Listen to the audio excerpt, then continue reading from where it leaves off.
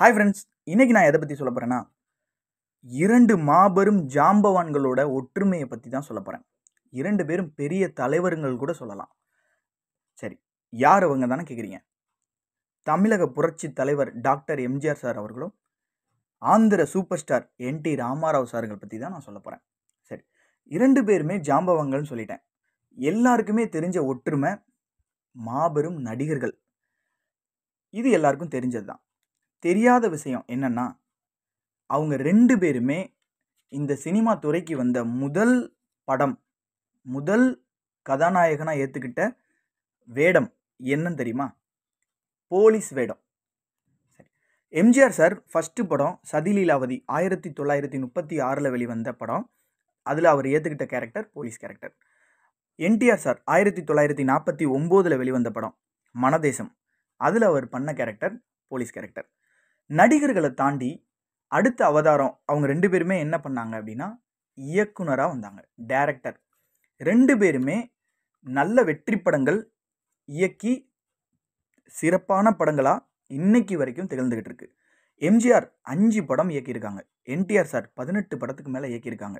So தன்னை ஒரு இயக்குனராக இரண்டு பேருமே நிரூபிச்சிருக்காங்க.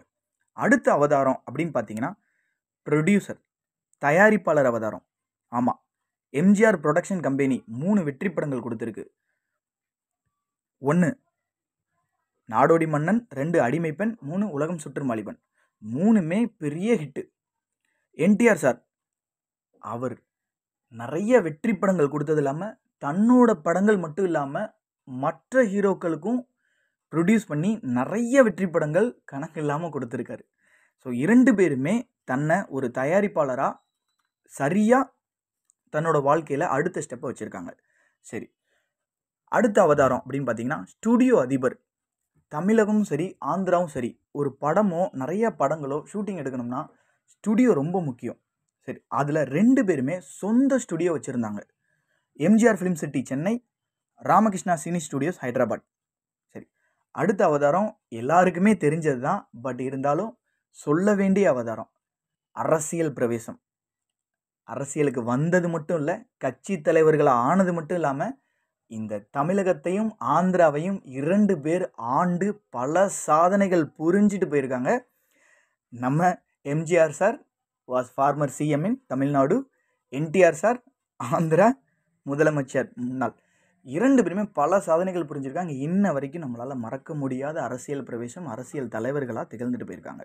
சரி, இதை தாண்டி நிறைய ஒற்றுமைகள் இருக்குது. அதில் ஒன்று மட்டும் கடைசியாக சொல்லிவிட்டு இந்த வீடியோவை முடிச்சுக்கிறேன். 2 பேருமே சிறந்த எழுத்தாளர்கள். ஆமாங்க, இந்த வீடியோவில் நான் சொல்லியிருக்கிற அவதாரங்கள் எல்லாமே 2 ஜாம்பவான்களோட ஒற்றுமை. இந்த வீடியோ பிடிச்சிருந்தா லைக் பண்ணுங்கள், ஷேர் பண்ணுங்கள். இன்னொரு வீடியோவில் இன்னொரு இன்ட்ரெஸ்டான தகவலோடு சந்திக்கலாம். நன்றி, தேங்க்யூ.